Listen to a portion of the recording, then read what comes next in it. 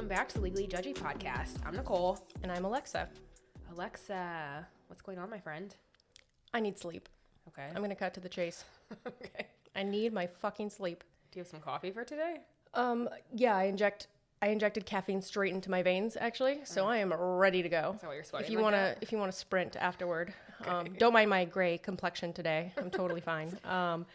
This week has been rough for me. There's a lot going on, and generally, but I feel like it wasn't helped by the fact that our next door neighbors moved out, and when they move out, a lot of apartment buildings will renovate. Mm-hmm.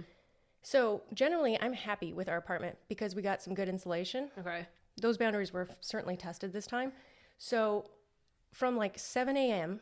to like 4 p.m., you can just hear pounding, knocking, 7 pounding. a.m.? Yes, it starts at 7 a.m. Oh, no. I'm going next door. I'm saying something. It was Sharing my terrible. complaints for sure. So, and in the worst part, it wasn't consistent, right? So it would be like knock, knock, knock. You can adjust to that, right? Yeah. You're like, okay, I'm going to expect some knocking. Quiet. Then I'm like, great. I'm going to continue my work, right? Then all of a sudden, bang. And I like literally every time I think I'm having a heart attack. So I have 2 cats, which you actually forgot about because we Keep them caged up while I'm here. Yeah, because you're allergic to cats. So at one point, I had one of my cats on my lap, and it was quiet. We were all good, right? Okay. Then I guess the guys started back up after lunch. Bam, knock. Cat's freaking claws dig into my leg. I scream. The cat digs in more. I'm like, you asshole, get off me. And it's just terrible. So I'm like, you know what? At least I'm going to get some sleep tonight, right? I'm hoping they're done. They're wrapping up. But later that night, my beautiful wife and her allergies kick in. So I'm trying to sleep, and I'm just hearing, I love her, okay? Wife, if you're out there listening, love If you're you. out there listening. But she's sneezing. She's blowing her nose like a trumpet. Again, petite, feminine. Love her. Great. But that nose is a powerful nose, I'll tell you that. It is like an elephant playing the trumpet at the same time, right? Like so I'm like, I give up, right? I have the guys during the day knocking. I have my wife at night sneezing and coughing. So I sleep on the couch. Fantastic. 7 a.m., Wow. bang, bang, bang. And I'm pretty sure they're Latin because they're not only banging, but they decided to bring in the morning with some singing. Was it Bad Bunny at least? I don't know what it was, but no, I don't think it. It was more mariachi, if I must say. It was like, oh, at like 7 a.m., but with like hammering. So that's how I am. So you had a real good 24-hour period there, huh?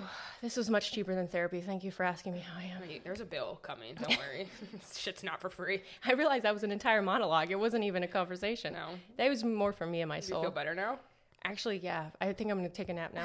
Okay, great. See you next week. How have you been? So I've been imagining earthquakes. What? There have been a few instances where I have been like, there's definitely an earthquake happening right now, and the floor is shaking. I'm like, holy fuck, it's a big one.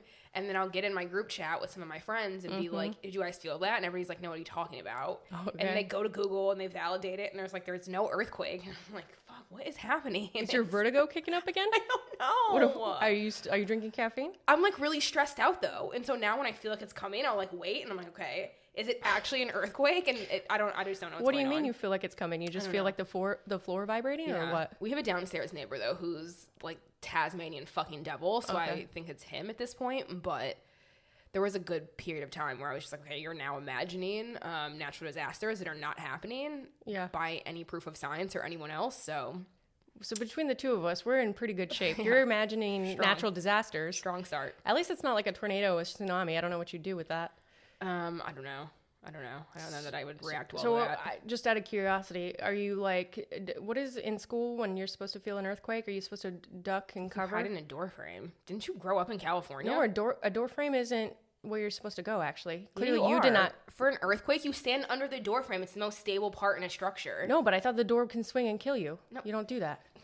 You're an idiot. Okay, we're gonna move on. I just can't. I'm done with this. I'm for today. Googling. Did you even go to? Are you from here? That's the one where you go under the table. No, that's a fucking tornado. I've never been in a tornado. That's wrong. Do you think that a table is I'm going to literally protect from a you tornado from being... zone. We're moving on. Wait. So if Dorothy, real quick, if Dorothy would have found a table, none of that shit would have happened to her? She was in Kansas. I don't know. Kansas is a real crazy place. We've really diverted. I think I need to look up natural disaster safety regulations after this. We're screwed. Okay, enough about us, clearly. We're not the only ones who are screwed. Dolce & Gabbana is also screwed. Maybe. Or Diet Prada. No, it's got to be D&G. Well, we'll dissect this. By the end of the episode, we will have an idea of who's more screwed than the next. What's a Diet Prada? So Diet Prada is this Instagram fashion account that was created in 2014 by this guy, Tony Liu and Lindsay Schuyler. Originally, I think they were just browsing kind of fashion photos, and they created the Instagram for fun, to share updates with followers in terms of like what was happening at fashion shows and fashion weeks and, you know, new bags or lines that were coming out. And so when they first started, they remained anonymous for 3 years, but they were clearly like sending pictures and videos from fashion shows. So I thought that was always so cool and alluring. I was definitely very jealous. I actually don't give a fuck about fashion. That's not my jam. But it just always seemed so cool that they were at like fashion week and going to Paris and going to Milan and nobody knew who they were. And so people are looking around suspiciously. Getting all these swag bags. Who is Diet Prada? I think so. I don't know. It was a massive account, so I would have been at least curious who these people were if I was the show. But right. So anyways, they started this account. And it's just continued to kind of build up in various fashion ways and senses since then. And now we know who they are, right? It comes out, we do. You know, a couple years after that. So you have Tony, who's got a fine arts degree from the School of Art Institute of Chicago. And he ran a menswear brand and worked in fashion. And then Lindsay worked as a designer at an eyewear company. They met when they were working together at the same company. Right. And then Diet Prada was born. Yeah. They grew a bit, and by a bit, a lot. Just by millions. And their IG was initially, like you said, focused on these lighthearted ways of calling out fashion brands and copying one another in old looks. I don't really know much about fashion. I mean, fashion is just like, it's a recyclable kind of industry. That's just interesting come back to me. Over time, but it was definitely, it felt catty at points in time because they would like put side by sides if like Prada had debuted something 2 years earlier and then, I don't know, Fendi did it 3 years later. Like they would do a side by side next to each other and be like, "Oh, did they copy?" Or you know, right. What's going on here? And it was interesting because it's an interesting perspective into the fashion industry. But I think naturally there are only so many looks that one can do and have, and so these things tend to come back around. But they definitely changed their tone from like, here's what's happening at Fashion Week to this brand is copying the other brand. So it becomes, I'm sure a lot of these fashion designers then are probably scared to get called out by them because they don't want to be called copycats. I'd imagine not a very good thing for them. Probably not. At the same time, like, let's just call it inspiration, right? Inspo, hashtag. Anyway, if you need a lawyer, that's what I would say. And then in 2018, they get more serious. So yeah, like you said, it's more intensified with the copycat, the calling out of mimicking of styles, but then they start calling out cultural appropriation, lack of diversity at all these various fashion brands and houses, and they start to campaign for integrity, accountability, diversity, everything, right, in the industry. Yeah, they've been pretty influential in doing that and getting people or alerting people to kind of issues within the industry. And I think they get these tips from their followers who like work at, magazines or fashion brands and obviously have an inside perspective. But then Diet Prada kind of obviously elevates those stories. And so they've really kind of opened people's eyes to some really major issues in the fashion industry. And so this year, I guess that was end of May. I think it started at some point in 2020, but recently, basically, they were the first account or platform that really kind of blasted Alexander Wang for all the sexual assault allegations, and they've definitely called out influencers in the fashion industry who've had some concerning behaviors, like that Ariel girl who owns Something Navy. She basically went to the Hamptons right after the pandemic started and got a COVID test like in a drive-through. Not even a drive-through. This doctor came down from a building. Her friend.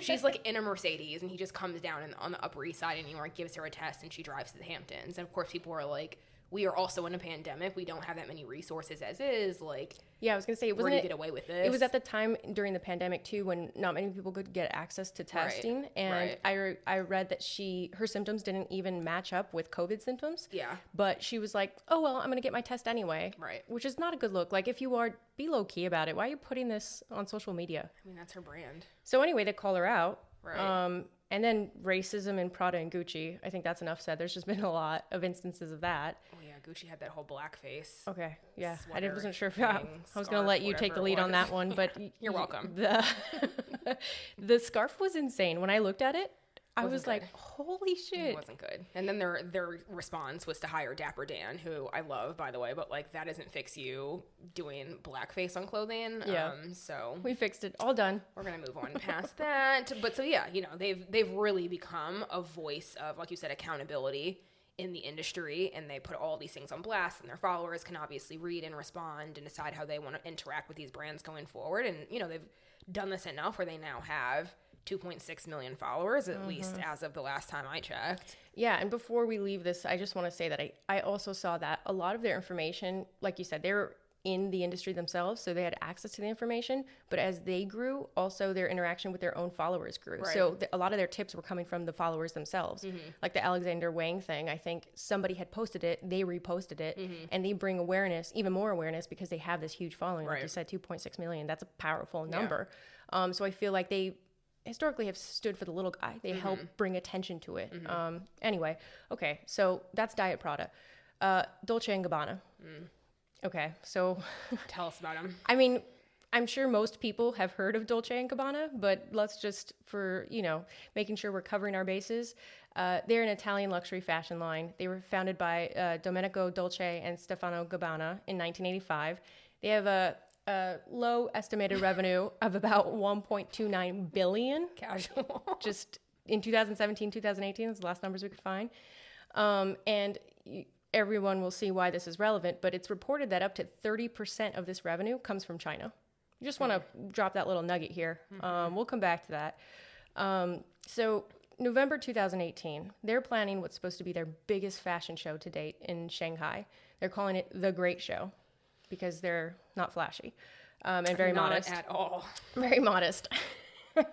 So to promote it, they start this campaign called Dolce & Gabbana Loves China, which already sounds a little it sounds really promising. It's like we're off to a good start here. So they run an ad, as if that wasn't good enough, called Eat With Your Chopsticks. And it's a series of short videos featuring Chinese model Zhuo Ye struggling to eat Italian food, cannoli, pizza, pasta with a pair of chopsticks, along with a narrator making sexual innuendos about how the food is too big for her. This poor girl, first of all, probably didn't get to eat any of that fucking food. You know, okay, and I'm not like model shaming or body shaming or anything like that, but you know, when you're doing like 20 takes of that, you're obviously not eating the whole time. Right. So she's probably like taking these little nibbles while they're forcing her to hold a cannoli with chopsticks. Yeah. And somebody's like shouting at her inappropriately in the background. And like, I don't get paid enough for this shit. And for anybody who hasn't seen this or will see it afterward, take a look at, I mean, I don't want to promote it, but it's so ridiculous. So the cannolis are tend to be smaller, you know, you can pick it up, bite it, fine. This cannoli looks like a giant burrito. I mean, it's outlandishly large. So it would be absurd, even if you had a fork and knife, to get through this cannoli. Okay. I want to say, like, you would probably need a chainsaw. So it's so ridiculous and condescending to be like, use chopsticks to take this larger than life cannoli and eat it. Or a slice of pizza with chopsticks. I mean, anything. It's like, okay, so what are you trying to say? That Chinese people eat everything with chopsticks no matter what? Just casual racism. It's racist, it's sexist, it's misogynistic. I mean, literally the narrator, it's super creepy. I mean, it's not in English originally, but they had like a translation. So I was looking at it and they're like, why can't you grab it, right? She's struggling and they're like, is it just too big for you? Wow. And so I'm like, that is so misogynistic. It's terrible. I mean, it's honestly not even a great depiction of Italians either. It's a little tropey. Like, Italians don't only eat pizza, pasta, and cannolis. So I think it was a little tone deaf from both ends. But I guess if you want to be tone deaf about your own culture, Dolce & Gabbana, that's fine. Do you. But then you've now brought in an entire other culture and group of people, and you're making these wild, you know, kind of references about their eating habits and behaviors. Totally.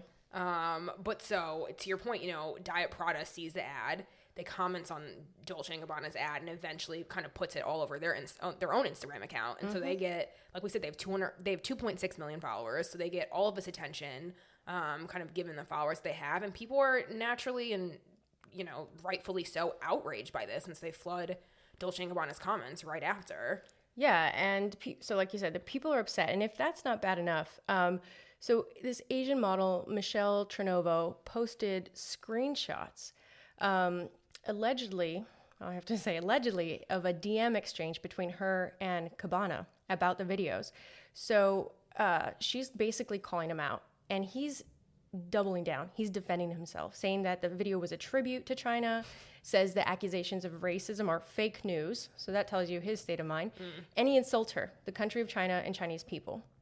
We don't want to repeat what he said. No, it was deplorable. There were some deplorable things said. Absolutely terrible. I wouldn't repeat it in private. I would just be like, go Google it if you must know.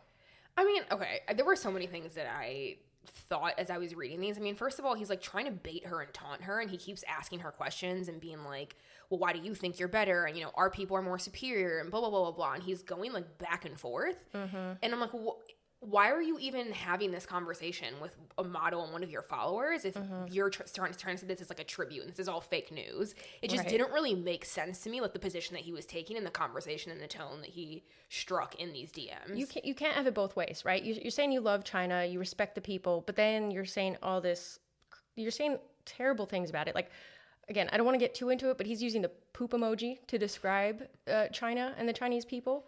So that gives you an idea of what he was trying to call them, and accusing them of just terrible stereotypes. And the whole time she has a pretty good rapport. She's saying, you know, she approached him like, hey, this came off very racist. Why don't you think it was racist? So I think she was trying to have this conversation to try to bring to light the things, and he just wasn't having it. And apparently she was a friend, I want to say. I have seen a couple reports say that. I don't know if that's true, but I'm saying that because I think perhaps that's why he did engage with her. Oh, he's horrible. Well, so Diet Prada somehow gets a hold of these DMs and reposts all these screenshots. So people the outrage continues to grow, really. And so the posts, I mean, both the DMs and the ad went viral really quickly. And people started this hashtag boycott Dolce trend that really spread fast between like Twitter, Instagram, Facebook. It was really everywhere, and I remember seeing it like in every other post at a certain point in time. And I was gonna say it's because she screenshotted it, posted it, and maybe Diet Prada follows her, or she sent it to them to repost. I think she was trying to bring attention, but important to note because she was the one that first made it public, and then they just reshared it. Right. And so Dolce & Gabbana quickly releases a statement, obviously, that they're basically saying that both D&G's official Instagram and Gabbana's personal Instagram were hacked. Yeah. So, you know, of course, it's temporarily they take the Instagram accounts offline, and said their lawyers were looking into it naturally. Yeah, that's what we do in our off time. My favorite thing, though, is like, I don't know if this came before or after their accounts went offline and came back online, or if it was before they went offline completely, but Gabbana reposts those DMs and says, not me. Who is doing this guy's PR? Dear God, I'm sure they were like, please talk me off the ledge. I'm done. It's over. This goes to people we would hate to represent, right? This is not helping. When you're reposting the racist shit you said, you could just say, don't repeat it. Don't repost it. How People about that? are going to repost you saying, not me. It's also like, it's not even a professional statement. Defense. Like, how would you just say, we're so sorry, we don't know what happened, we were hacked, allegedly, like, we're looking into it. Why do you repost the screenshots so that it can be more, like, even more widely circulated? I almost wish I was a criminal lawyer, and then I could just tell my clients, just say not me on the stand. Just go not me. That's a shoo-in. The judge will go for it every time. Idiots. I also love when people like call out hacked. Like, how often is that ever the case? Right. How often are people actually hacking your Instagram and then who would be inclined to hack it and have that conversation? And wouldn't you think Mr. Dolce would have gotten hacked too, if we're gonna ring in all three, right? You got the Dolce & Gabbana official account, you got Gabbana, and you have Dolce's account. Why don't you just go all three? It's like very convenient that it's just Gabbana's. And then Dolce & Gabbana's official account. Just Gabbana. So the good people that they are, they later post an apology video, like Mr. Dolce and Mr. Gabbana in the flesh, in this crazy, they're like sitting in like at a long table, it's kind of dark. They say, we love your culture and we certainly have much to learn. That is why we are sorry if we made mistakes in the way we expressed ourselves. And they finish the video by saying sorry in Chinese. It's so ridiculous. It's like, Who had that fucking idea? Fire them now. They kind of look at each other too, because I feel like they're trying to get the timing right. They side eye each other. They're like, now, and then they say sorry. And it's like just Burger King's dumbass tweet last week where they're like, women shouldn't women should be in the kitchen, belong in the kitchen. Yeah. And then the next one is like, only if they want to be. Right. Like, okay, fire them. And I'm just like, oh my god, sorry, I wanted to go in on them, but I need to calm down. There's just so much to say. It's important to note that the apology only addressed the ad, not the DMs. Right. No mention of the DMs, because of course it wasn't him, I guess. I don't know. But I'm just saying, like, if you were really sorry, you probably would say, I'm really sorry about the DMs. I got hacked. It was unfortunate. Acknowledge it somehow, even if you're not taking blame for it. You could still address it, because those were terrible things that were said in the DMs. They also, the if in the middle of the statement, that is why we're sorry if we made mistakes. You didn't make a mistake. People have told you. People who are from that group and that culture have told you they were offended. So just say that you're sorry. There's no need for the qualifier on it. Yeah, I'm sorry if my racist rant hurt your feelings. Right. But if it didn't hurt your feelings, then I'm not sorry. Then come buy some Dolce. Peace out. You want some chopsticks and cannolis? That's what we're selling. I mean, the video was also terrible. Gabbana looks like he is literally being held at gunpoint, and like he doesn't give a fuck. Old guy is like leaned back in the chair, stiff face, looking around, barely talking, like whispering. I'm like, bro.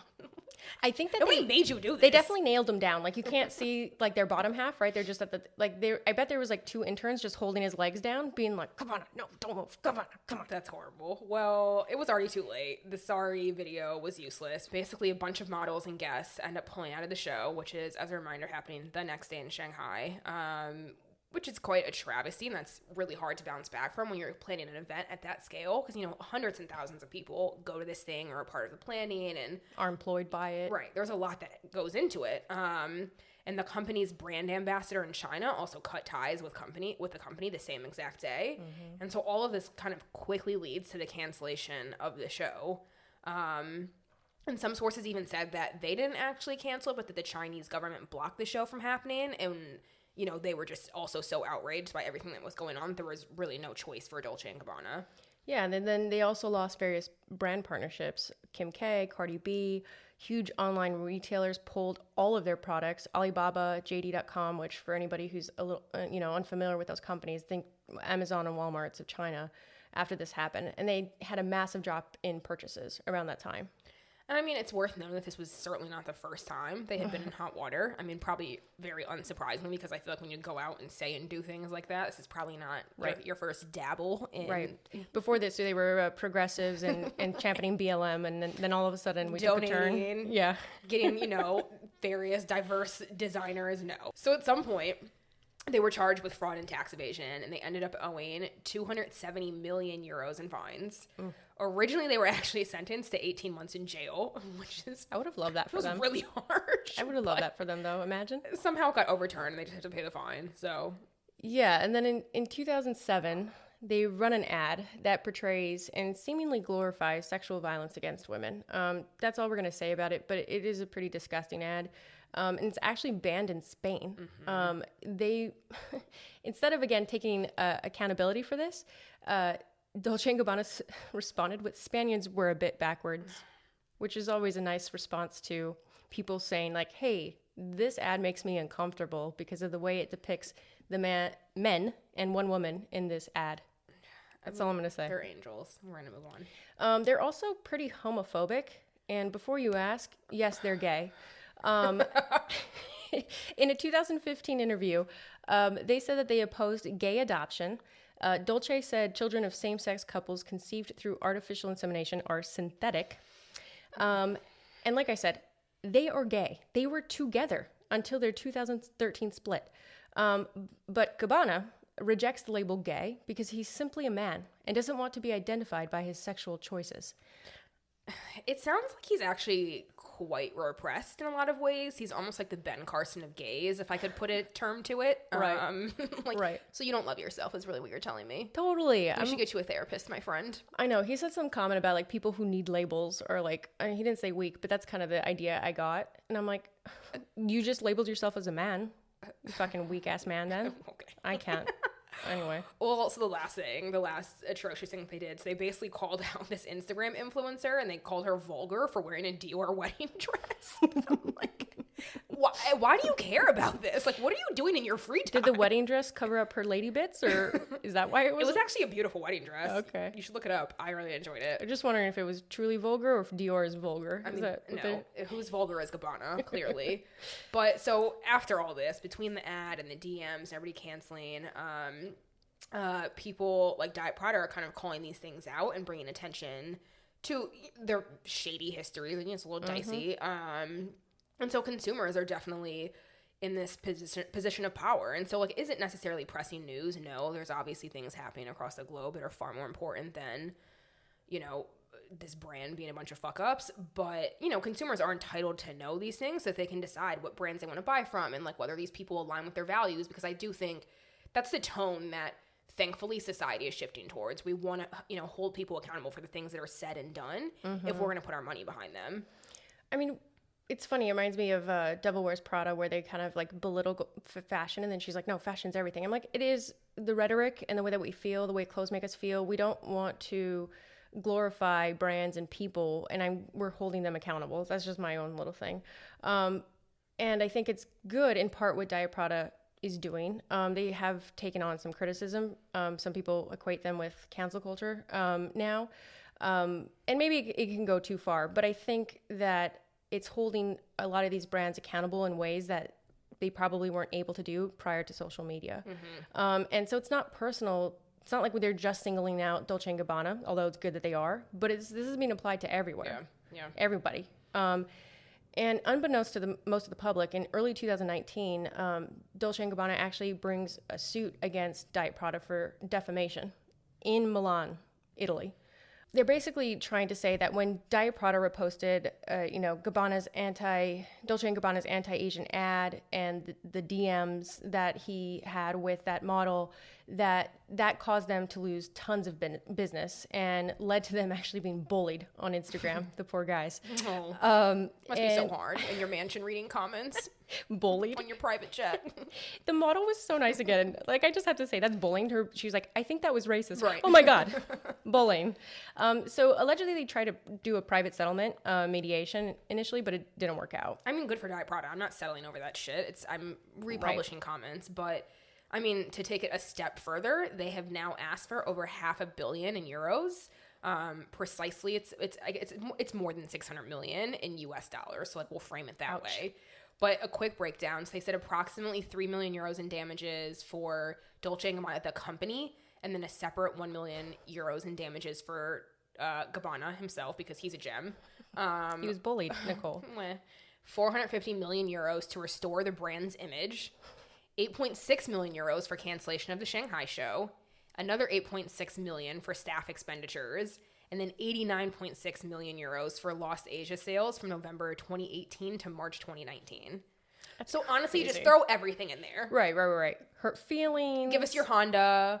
We'll take your fake bags. Whatever you've got, just send it over. Thank you. They should have sued Dior too. I mean, those for vulgar the bastards. Vulgar wedding dress. Yeah, just for emotional distress. Okay. We'll see your next door neighbors too. Yeah, please. Okay, so legal charges. Let's get into it. So there's a lot going on. Let's tackle defamation. Okay. Generally, defamation is the damaging of someone's reputation through things that are said or published or whatever. Again, they filed suit in Italy, in Milan.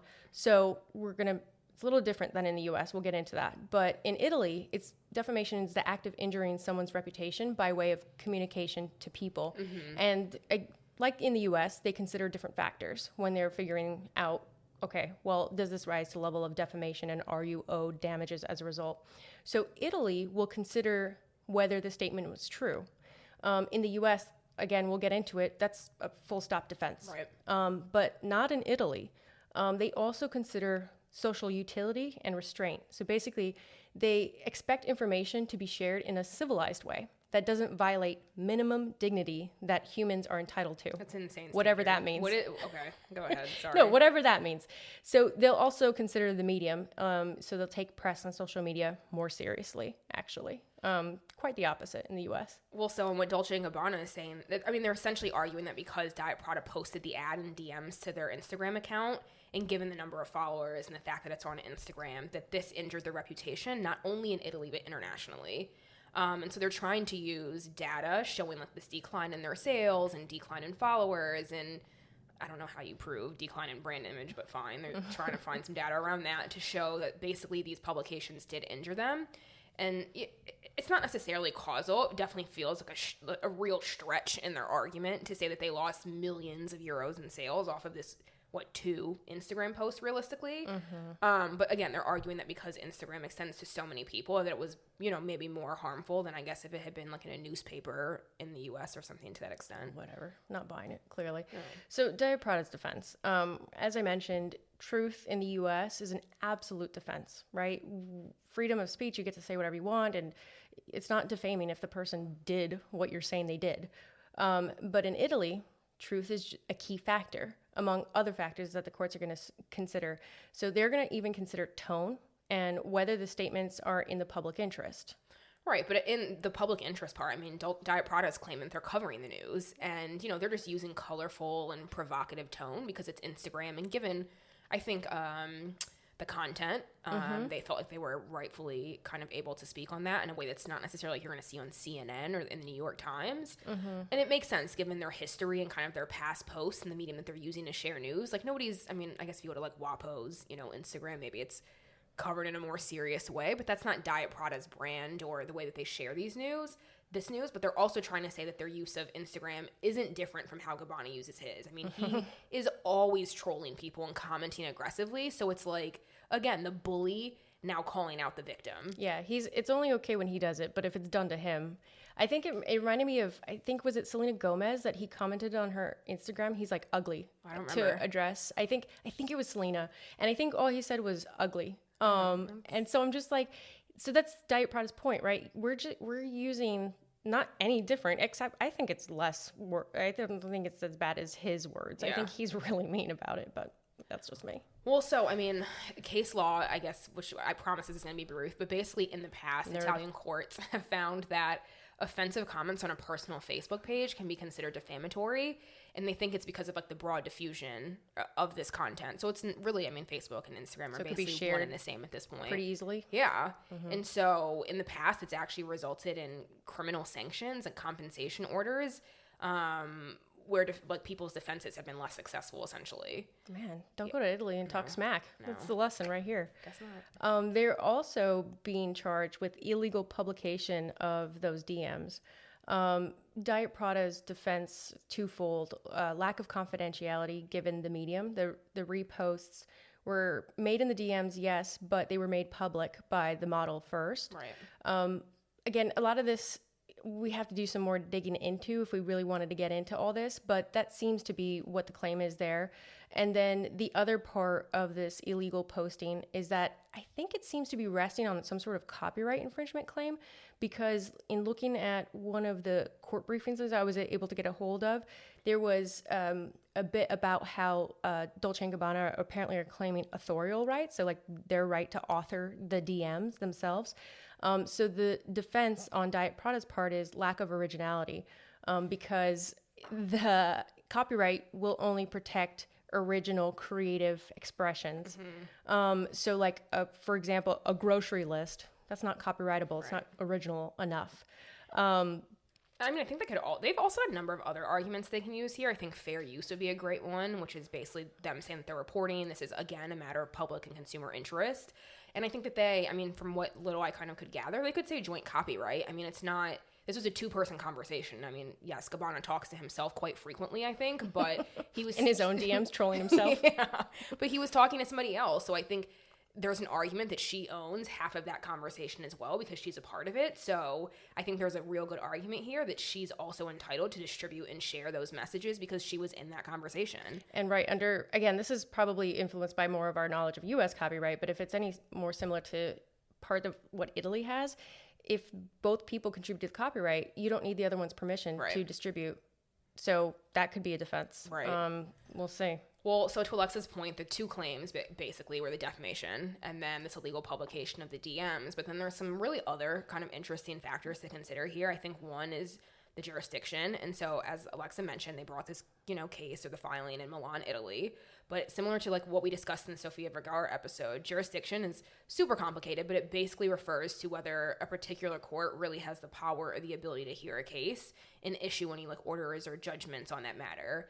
And so usually jurisdiction is determined by where a person lives or where their company operates or where events in question, may have occurred. And so here, Dolce & Gabbana, yes, is in Italy, but Diet Prada is based completely in the U.S. Mm-hmm. And this whole thing really unfolded from something that happened in China.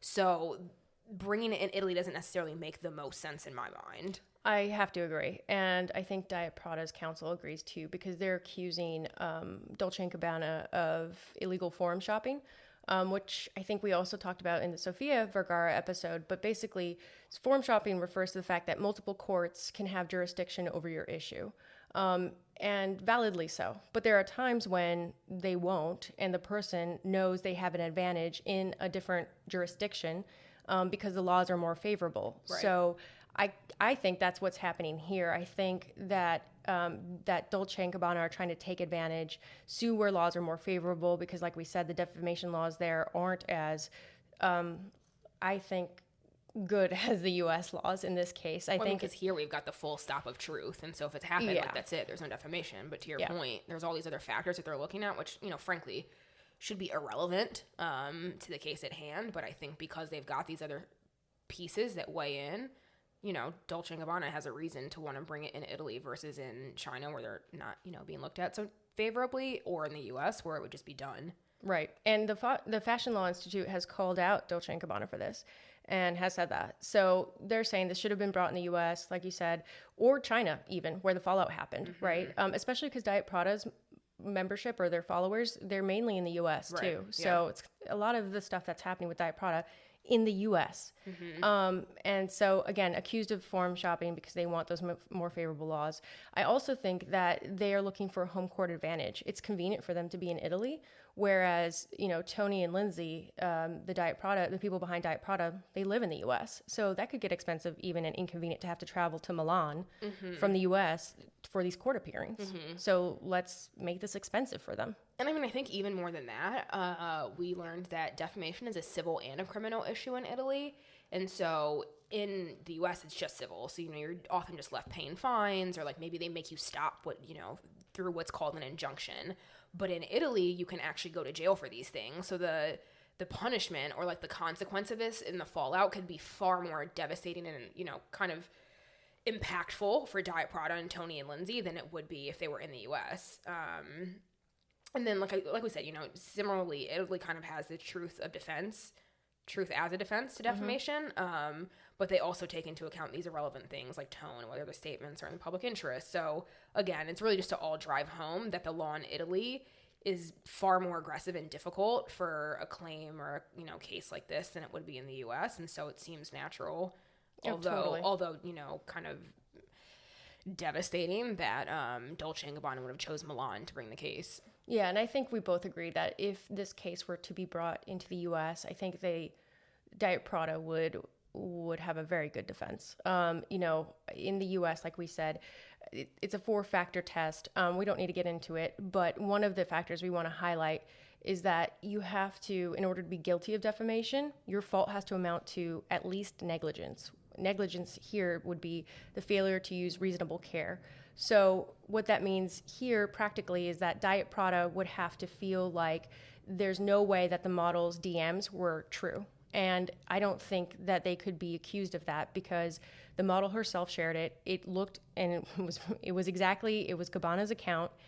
He just said he was hacked. Yeah. Well, I think all this kind of amounts to, again, this huge number of money, this massive sum that they're asking for, which is what was, I think, like more than 600 million USD. Right. So damages they're complicated, but they're basically just financial compensation given to the party that's harmed. And so there are different types here, but it seems like Dolce & Gabbana is just asking for compensatory damages, which really just means you're compensating somebody based on harm or a loss or, something that has to be proven though. So you really need some kind of bills or evidence to show that damages are due to you. And I think even if the court agrees with Dolce & Gabbana here, they won't necessarily get all the money that they're asking for, because they really, again, have to prove that harm and that Diet Prada caused that harm specifically. So it's going to be really hard to show that all of this loss in sales was solely due to, Diet Prada versus the racist ad versus, other people posting about these things, and it all kind of piling up on top of each other. Yeah, Diet Prada wasn't the only one bringing attention to this. Yeah. So the morality of things. Usually we wouldn't bring in law for morality, but here I think it's really important to note that in the U.S. there are things called slap lawsuits, and they're really made for stopping the public from participating and commenting on things that are in the public interest. They're commonly used to intimidate and silence critics through expensive and frivolous lawsuits. And in the majority of states in the U.S., we have anti-slap laws which can prevent this. It really allows people to rely on their First Amendment rights and get the court to dismiss the case before you have to spend a bunch of money on the trial itself. And it really goes to protecting news reporting and journalists, even sometimes private individuals, from groundless defamation cases. Because you could imagine, that's, I think, what's happening here, is you have very rich, powerful people who don't want to be criticized, who want to protect their interests. And so that if any person, especially a person who has less resources, calls them out, you can tie them up in costly litigation and outspend them, regardless of whether the claims are valid or not. Okay, so where do things stand now? Well, so Dolce & Gabbana has reportedly closed a number of their stores in China. It's been reported that their revenue was actually up 5% to $1.4 billion in 2019. So what a bad loss. Unsure how they're getting $600 million in losses. But yeah, they're not doing so hot on the storefront. Yeah, and it's important to note that, like we briefly mentioned, this court case was brought in 2019, but it actually wasn't made public until this month, March 2021. And so we don't really know why they became public about it, but if we had to guess, I think they want to draw attention to this. I think they want to say, hey, everybody, know what we want to bring to light, what Dolce & Gabbana is doing to us. As we said, they're arguing freedom of speech. They're being defended by the Fordham Law School's pro bono clinic at the Fashion Law Institute and this Italian firm that's agreed to rep them at a reduced rate. They've started a GoFundMe to raise money for their legal defense. As of March 10th, they've raised $49,000 of $51,000. So that's pretty good. And they said that they're going to donate the excess money to a cause of their choice. Right. And I mean, I think there's enough also going on, to your point, of why announcing now in the world. Obviously, there's been this, current rise in violence and hate crimes being committed against the Asian community. And it's worth noting, I don't think we said before, that Tony is actually an Asian man. So I'm sure this, issue actually hits really close to home for him. And I mean, without getting super political, it's our view, at least, that this was largely kind of brought on by Trump and his anti-Asian rhetoric, really in the age of like COVID and calling COVID some really nasty things that I'm not going to repeat. And so I think they want to bring attention to this. And so Tony and Lindsay released a statement recently where they're basically saying that things are only getting worse. And they're going to continue to get worse if they don't take a stand against this. And I mean, sadly, in the past week, we've obviously seen that incident happen in Atlanta. So I think Diet Prada rightfully is being really vocal and speaking up against what's happening nationally in the U.S., but also internationally, and how the ad and DMs really kind of feed into all of that rhetoric and what's happening across the globe. And I think it's important because memories are short, right? When all this happened, like we said, a lot of people try to distance themselves from Dolce & Gabbana, celebrities, stylists vowing not to wear Dolce ever again. But in recent months, a number of celebrities are wearing them again. Kardashians, Mindy Kaling, Lupita Nyong'o, Sofia Vergara, Kate Middleton.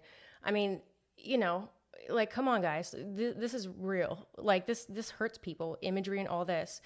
I mean, it's also hurt that model. I mean, she's recently, the model who was in the ad, to be clear, she's spoken out and basically said that her career has been completely ruined by being a part of this ad.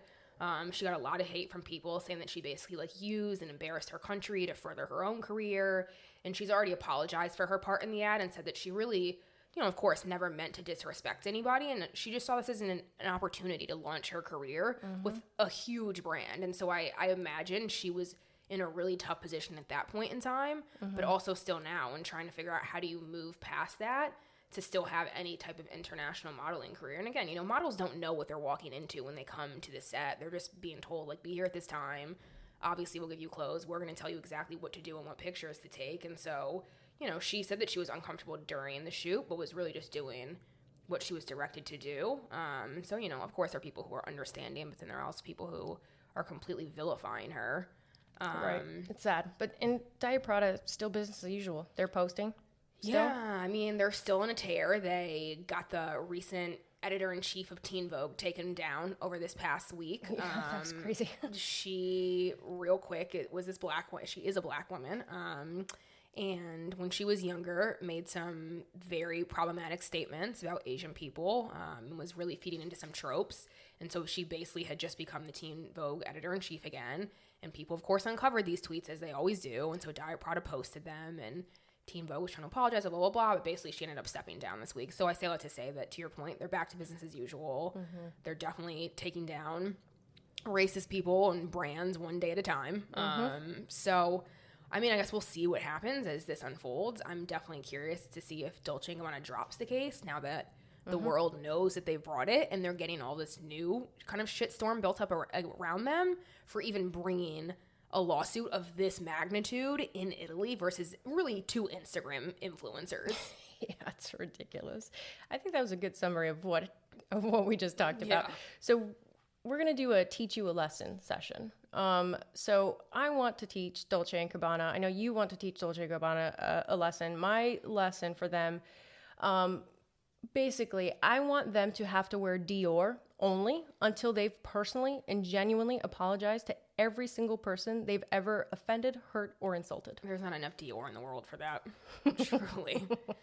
I am going to say, specifically, at least for Gabbana, you are not allowed to use utensils for 10 years. Oh, I love that. Sorry, bro. Right. Between the two of us, they're going to be living the dream. I might even say you can't eat with your hands. You just have to lick it straight off the plate. Good. Like the dog that he is. That kind of brings me to my moral of the story. My advice is that if you're gay, just admit you're gay, especially when you're publicly with men. I would say, well, my first one is don't say or do racist shit, which feels like it should be common sense, but apparently not these days. I second that. And then if you happen to and can't hide it, maybe don't sue other people for being racist. Yeah, we can go on about how many pieces of advice we can give here, but let's wrap it up with that. So thanks for tuning in to today's episode of Legally Judgy. We hope you enjoyed listening to us talk as much as we love the sound of our own voices. If you did, please subscribe, rate, and leave us a review. Also, feel free to connect with us on our socials at Legally Judgy. Until next time.